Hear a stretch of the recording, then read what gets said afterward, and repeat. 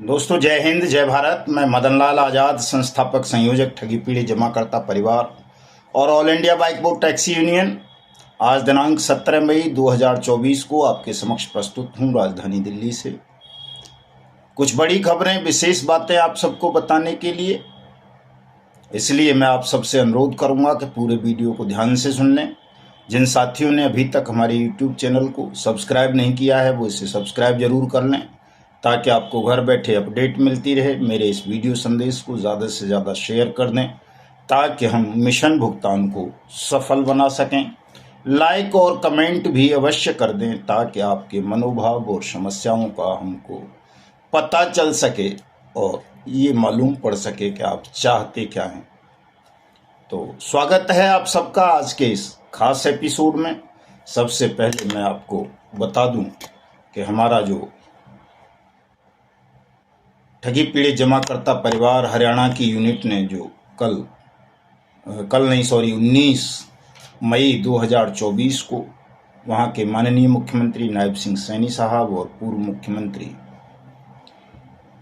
माननीय मनोहर लाल खट्टर के साथ जो सम्मेलन रखा है, समागम रखा है, वो दोपहर बाद 3 बजे आरंभ होगा। चूँकि कैथल में भारतीय जनता पार्टी के राष्ट्रीय अध्यक्ष माननीय जेपी नड्डा साहब की सुबह सुबह जनसभा है और उस जनसभा में सीएम साहब को भी मौजूद रहना है, इसलिए हमारा टाइम दोपहर बाद 3 बजे का कर दिया गया है। तो तमाम साथी अब करनाल में 3 बजे से पहले पहले पहुंच जाएंगे। अंसल टाउन सुभाष कश्यप निगम पार्षद जी का कार्यालय के पास में नमस्ते चौक है, जीटी रोड, सेक्टर 4 करनाल में। यहाँ पर हमारी सभा होगी जिसमें हरियाणा के मुख्यमंत्री जी और पूर्व मुख्यमंत्री जी उपस्थित रहेंगे और साथ में ये भी संभावना बताई है कि जेपी नड्डा साहब भी उस सभा में आ सकते हैं। तो साथियों, मैं न केवल हरियाणा के साथियों से बल्कि पश्चिमी उत्तर प्रदेश के जो पहुंच सकते हैं उनसे, दिल्ली वालों से, राजस्थान के जो सीमावर्ती क्षेत्र हैं उनसे, पंजाब और हिमाचल के साथियों से भी अनुरोध करूंगा कि सब ज़्यादा से ज़्यादा तादाद में 19 मई 2024 को 3 बजे से पहले करनाल पहुंच जाएं। चूँकि ये पोस्टर है तो ये पोस्टर ही मैं आज अपने उस पर लगा दूंगा थंबनेल पे, ताकि आपको पता आसानी से उपलब्ध हो सके। और जिन साथियों को वहाँ पहुँचने में दिक्कत हो वो हमारे जिला अध्यक्ष करनाल नरेश जी से और हमारे जो महामंत्री हैं प्रदेश के वहाँ के राजकुमार शर्मा जी, उनका नंबर भी डिस्क्रिप्शन में दे दूंगा, आप उनसे संपर्क कर सकते हैं साथियों। और जैसा कि मैं आपको पहले भी बता चुका हूं कि ये 19 मई हिंदुस्तान के ठगी पीड़ितों के जीवन में एक नया मोड़ लेकर के आएगी, इसकी बहुत ज़्यादा प्रबल संभावनाएं हैं। लेकिन साथियों, आपको भी सबको अपने अपने हिस्से की लड़ाई लड़नी होगी। आप लोग उदासीनता का भाव रखेंगे तो निश्चित रूप से इस स्वर्णिम अवसर को आप खो देंगे। देश में आम चुनाव चल रहा है, 4 चरण कंप्लीट हो चुके हैं, 5वां चरण 20 मई को ही पूरा होगा। इसमें अभी आपने अपनी पूरी ताकत नहीं झोंकी तो आप नुकसान में रहेंगे। अगर फ़ायदा लेना चाहते हैं, आप सब चाहते हैं कि आपकी डूबी हुई जमा राशि आप सबको वापस मिले, तो आप अपनी सक्रियता को बढ़ाएं, संगठन के कार्यक्रमों में बढ़ चढ़कर हिस्सा लें, संगठन का विस्तार करें। जिन राज्यों में संगठन अभी नहीं हुआ है, जिन जिलों में नहीं गठित हुआ है, वहाँ संगठन की राज्य, जिला और तहसील स्तर की कार्यकारिणियों का गठन करें तमाम साथियों। राजनीति बहुत ज़्यादा पतन की ओर बढ़ गई है। आप देख पा रहे होंगे कि किस तरह से दिल्ली के मुख्यमंत्री आवास में उन्हीं की अपनी पार्टी की एक महिला सांसद, राज्यसभा सांसद स्वाति मालीवाल को कथित रूप से पीटा गया। पूरा मीडिया आपको दिखा रहा है, इस पर मैं ज़्यादा चर्चा नहीं करूंगा, लेकिन ये बहुत दुर्भाग्यपूर्ण है। भले ही आरोप झूठे हैं या सत्य हैं ये तो समय बताएगा, ट्रायल के बाद पता चलेगा, चूंकि मुकदमा दर्ज हो चुका है। लेकिन किसी महिला सांसद के साथ मुख्यमंत्री निवास में इस तरह की घृणित घटना हो जाए तो ये हमारे पतन की पराकाष्ठा है। और दूसरी खबर आपने रायबरेली से देखी होगी कि किस तरह से एक त्रिवेदी नाम के युवा पत्रकार को गृह मंत्री की सभा के दौरान पीटा गया, केवल इस बात पर कि उसने कुछ लोगों से पूछ लिया कि कितने पैसे लेकर के आए हुए हैं, तो उन्होंने बता दिया किसी ने 100 किसी ने 200, और उस क्लिपिंग की वजह से ही उस पत्रकार को बुरी तरह से पीटा गया गृह मंत्री की सभा में, अमित शाह जी की सभा। तो ये अपने मतलब राजनीतिक पतन की पराकाष्ठा है दोस्तों। पत्रकार पिटने लगे हैं, सांसद पिटने लगे हैं, तो ठग भी पिटेंगे निश्चित रूप से। तो अब आप लोगों को तैयार हो जाना चाहिए, क्योंकि मैं तो हमेशा कहता रहा हूं कि हिंदुस्तान क्रांति की ओर बढ़ रहा है, और एक समय आएगा कि जब हिंदुस्तान इतना मजबूत हो जाएगा कि हम ठगों को दुनिया के किसी भी कोने से बलपूर्वक घसीटते हुए ले आएंगे। उसकी तरफ ये तमाम चीज़ें बढ़ती जा रही हैं, मोह भंग होगा निश्चित रूप से। इस तरह की दुर्भाग्यपूर्ण घटनाओं से आम जनता का इन नेताओं और ठगों पर विश्वास करने का, आपने जो इन पर भरोसा कर लिया है, किया है, आपको लगता है कि ये सब देवतुल्य हैं, कोई क्रांति का वाहक लगता है तो कोई किसी चीज़ का वाहक लगता है। साथियों, ऐसा नहीं है, ये सब एक ही जैसे हैं। इसीलिए मुझे राजनीति से नफरत भी है कि राजनीति में रहकर आपको बुरी बातों पर भी या तो समर्थन करना पड़ता है अपने नेताओं का, या फिर मौन रह जाना पड़ता है। और ये दोनों ही स्थितियां एक मनुष्य के लिए बड़ी भयावह होती हैं, घातक होती हैं कि हम सब कुछ सत्य जानते हुए भी किसी घटना पर मौन रह जाएं, उसकी खिलाफत ना कर सकें, या बुरी बात के समर्थन में खड़े हो जाएं। तो ये मानवता नहीं होती है साथियों, मानवता का पतन होता है।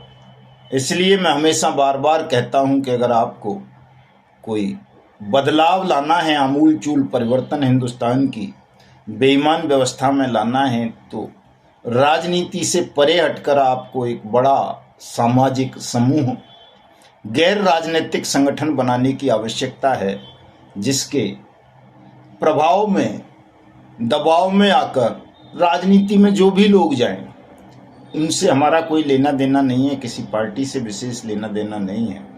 लेकिन राजनीति में जो भी लोग रहें, उन पर आपका सामाजिक प्रभाव इतना होना चाहिए कि वो वहां बैठकर कुछ भी कुकर्म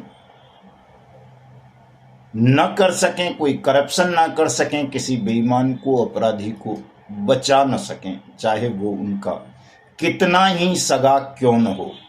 और ये तभी होगा साथियों जब आप गैर राजनीतिक रूप से एकजुट होंगे, किसी गैर राजनीतिक संगठन को मजबूत बनाएंगे। तो हमने जो संकल्प लिए हैं दो, कि पहला, हम हिंदुस्तान के तमाम 42 करोड़ ठगी पीड़ित जमाकर्ता परिवारों का भुगतान की गारंटी के अधिकार, अनियमित जमा योजनाएं पाबंदी कानून 2019 के तहत उनकी जमा राशि का 2 से 3 गुना करवाएंगे, 180 दिन में करवाएंगे, चूंकि पार्लियामेंट ने आप सबको अधिकार दे दिया है देश के तमाम ठगी पीड़ितों को। और दूसरा, हम अपने पावन पवित्र राष्ट्र को ठगमुक्त बेईमान रहित राष्ट्र राज्य के रूप में स्थापित करेंगे। ये दोनों ही काम कोई सरल नहीं है साथियों, बहुत कठिन काम है, लेकिन ये हमें करने हैं। और इन कामों को करने के लिए हमें अपने संगठन ठगी पीड़ित जमाकर्ता परिवार को घर घर तक पहुंचाना है। हर तहसील, नगर, जिला, गांव, मोहल्ला, कॉलोनी, सब जगह हमारा संगठन होना चाहिए, इससे जुड़े हुए लोग होने चाहिए, ताकि हम उनको बाकायदा प्रशिक्षण दे सकें, उनमें ईमानदारी कूट कूट कर भर सकें, उनमें राष्ट्र प्रेम भर सकें, और उन्हें वास्तविक देशभक्त बनाकर एक सच्चे नागरिक बना सकें, ताकि राजनीति में अगर अपराधी पहुंच भी जाएं, ठग पहुंच भी जाएं, तो वो शासन की कुर्सी पर बैठकर कोई ऐसी हिमाकत ना कर सकें, कोई ऐसा कुकर्म ना कर सकें जो नागरिक अधिकारों के विरोध में हो, किसी कानून के विरोध में हो, ये आपको करना चाहिए। लगभग 20 राज्यों में साथियों हमारा संगठन खड़ा हो चुका है इस समय, और आज ही जो है अपने हमने करतार चंद शर्मा जी को जम्मू का अध्यक्ष बना दिया है, क्योंकि वो अभी सेवा में हैं और 30 जून को रिटायर हो रहे हैं वो, तो अभी से उनको नियुक्ति किए दे रहे हैं। 1 जुलाई से वो पूरी तरह आपकी सेवा के लिए मैदान में उतर जाएंगे, करतार चंद शर्मा जी। और त्रिपुरा में हमने, त्रिपुरा दूर है, हिंदुस्तान का सीमावर्ती राज्य है, वहां पर हमने, क्या नाम है अपना उनका, अरे साहब कहाँ गया, इनका नाम है भाई साहब का नारायण चंद्र देवनाथ जी को त्रिपुरा का प्रदेश अध्यक्ष बना दिया है। और इसी कड़ी में गुजरात के नर्मदा में जो कार्यकारिणी बनाई है हमने, जिला कार्यकारिणी है, जिला अध्यक्ष हैं तड़वी प्रवीण भाई, जिला उपाध्यक्ष तड़वी शना भाई, जिला महासचिव तड़वी पिंटू भाई आर, जिला सचिव बसाबा वेगेंद्र भाई, जिला कोषाध्यक्ष बसाबा प्रदीप भाई, जिला सह कोषाध्यक्ष तड़वी मनहर भाई, जिला मीडिया प्रभारी तड़वी अरविंद भाई, जिला प्रवक्ता बसाबा सरोजबेन एम, जिला संगठन मंत्री तड़वी शैलेश भाई एल, जिला सह संगठन मंत्री बसाबा अंकित भाई, जिला प्रचार मंत्री तड़वी विजय भाई, जिला सह प्रचार मंत्री तड़वी हितेश भाई। इन 12 लोगों को जिला कार्यकारिणी में नियुक्त किया है। मैं तमाम साथियों को और त्रिपुरा के अध्यक्ष नारायण चंद्र देवनाथ जी को बहुत बहुत शुभकामनाएं प्रेषित करता हूं, बधाई देता हूं और उम्मीद करता हूं कि वो हिंदुस्तान के ठगी पीड़ितों का भुगतान करवाने में और हिंदुस्तान को ठग मुक्त बेईमान रहित राष्ट्र राज्य के रूप में स्थापित करने में हमें सहयोग करेंगे और संगठन को विस्तारित करके हमारी मान्यताओं को, हमारे मिशन को घर घर पहुंचाने का काम करेंगे। दोस्तों, वैसे तो बड़ी बड़ी खबरें आ रही हैं आजकल।